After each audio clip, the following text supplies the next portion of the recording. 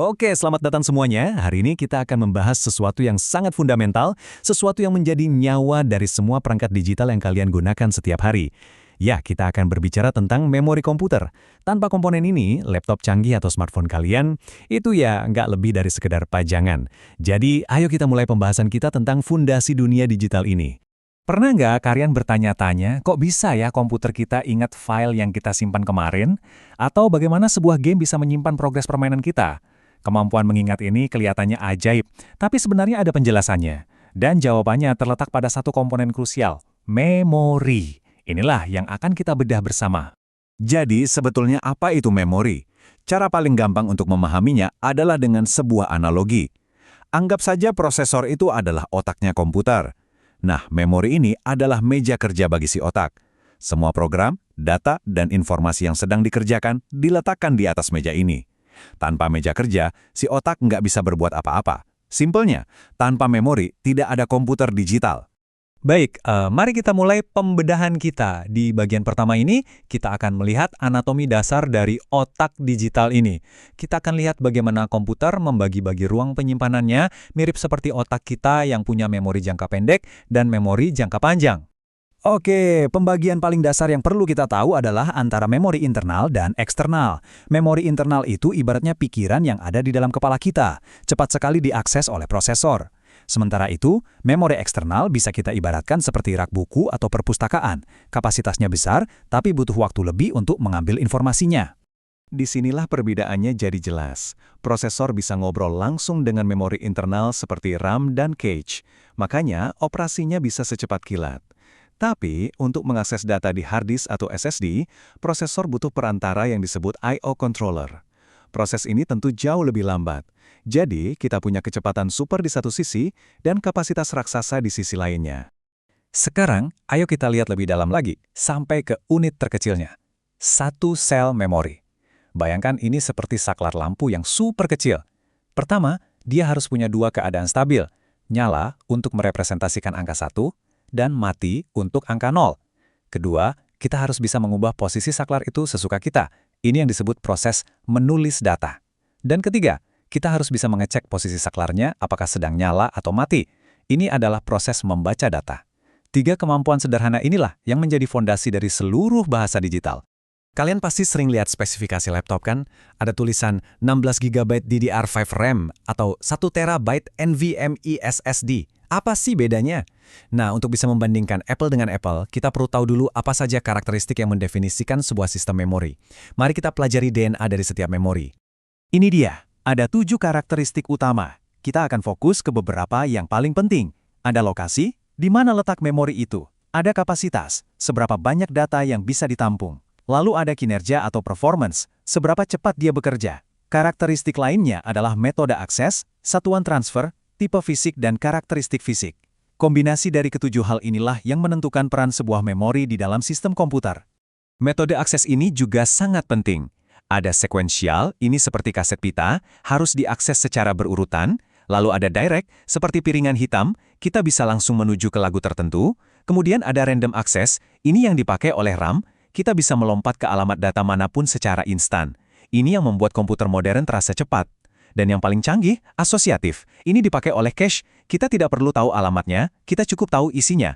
Ibaratnya, kita bisa langsung bertanya, tunjukkan data X, dan cache akan langsung memberikannya. Sangat efisien. Nah, kita sekarang sampai pada konsep yang paling krusial, yang akan menyatukan semua yang sudah kita pelajari. Konsep ini disebut hierarki memori. Kalau komputer itu kantor, maka hierarki ini adalah denah kantor yang didesain untuk efisiensi maksimal. Logikanya sangat sederhana. Komputer itu pintar, jadi dia tidak mengandalkan satu jenis memori saja untuk semua keperluan. Sama seperti kita di ruang kerja kan? Kita tidak menyimpan pulpen, dokumen aktif, dan arsip penting di satu tempat yang sama. Ada meja, ada laci, ada lemari. Komputer pun melakukan hal yang sama persis. Mari kita pakai analogi ruang kerja tadi. Register itu seperti pulpen yang sedang ada di tangan kita. Sangat cepat diakses, tapi jumlahnya terbatas. Cache itu adalah permukaan meja kita. Semua hal yang sering kita pakai, kita letakkan di sana agar mudah dijangkau. RAM itu laci meja, kapasitasnya lebih besar tapi butuh sedikit waktu untuk membuka laci dan mencari isinya. Dan hard disk atau SSD itu adalah lemari arsip besar di pojok ruangan. Bisa menyimpan semua dokumen kita, tapi butuh waktu untuk berjalan ke sana, mencari folder yang tepat, lalu kembali lagi. Nah, dari analogi tadi, kita bisa melihat sebuah pola yang menjadi prinsip utama dalam dunia memori. Semakin ke puncak hierarki, semakin dekat dengan prosesor, memori akan semakin cepat, tapi harga per bitnya juga semakin mahal dan kapasitasnya semakin kecil. Sebaliknya, semakin ke bawah hierarki, harga per bitnya akan anjlok, kapasitasnya melimpah, tapi yaitu, waktu aksesnya semakin lambat. Semuanya adalah tentang trade-off. Oke, sekarang mari kita bahas lebih dalam dua bintang utama dalam dunia memori, dua nama yang pasti sering kalian dengar, RAM dan ROM. Meskipun keduanya sama-sama memori semikonduktor, peran dan sifat mereka di dalam komputer sangatlah berbeda. Di dalam keluarga RAM sendiri ada dua jenis utama, SRAM dan DRAM. SRAM atau static RAM menggunakan rangkaian flip-flop yang ibaratnya seperti saklar lampu. Sekali dinyalakan, datanya akan tersimpan selama ada listrik. Sangat cepat tapi juga lebih mahal dan kompleks. Makanya SRAM ini dipakai untuk cache.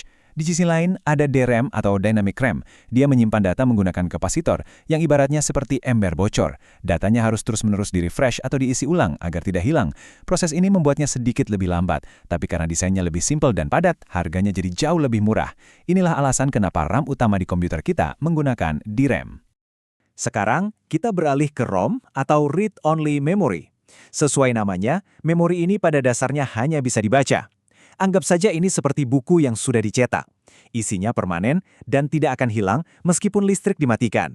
Sifatnya ini disebut non-volatile. Karena sifatnya ini, ROM sempurna untuk menyimpan instruksi-instruksi paling dasar, seperti bagaimana cara komputer bangun saat tombol power ditekan. Instruksi ini kita kenal sebagai BIOS atau firmware. Teknologi ROM ini juga berevolusi. Awalnya, data di ROM itu diukir permanen di pabrik. Lalu muncul PROM, yang bisa kita program sendiri tapi hanya sekali saja. Kemudian ada EEPROM, yang bisa dihapus dengan sinar ultraviolet untuk diprogram ulang. Lompatan besarnya terjadi dengan EEPROM, yang bisa dihapus dan ditulis ulang secara elektrik. Dan puncaknya adalah flash memory, yang bisa kita tulis dan hapus per blok dengan sangat cepat. Inovasi inilah yang melahirkan SSD dan flash drive yang kita pakai sehari-hari. Keajaiban dari flash memory adalah kepadatannya yang sangat tinggi. Karena desainnya yang super efisien, seringkali hanya butuh satu transistor per sel, kita bisa menyejalkan kapasitas penyimpanan yang masif ke dalam sebuah chip yang sangat kecil. Inilah rahasia kenapa smartphone tipis kita bisa menyimpan puluhan ribu foto dan video.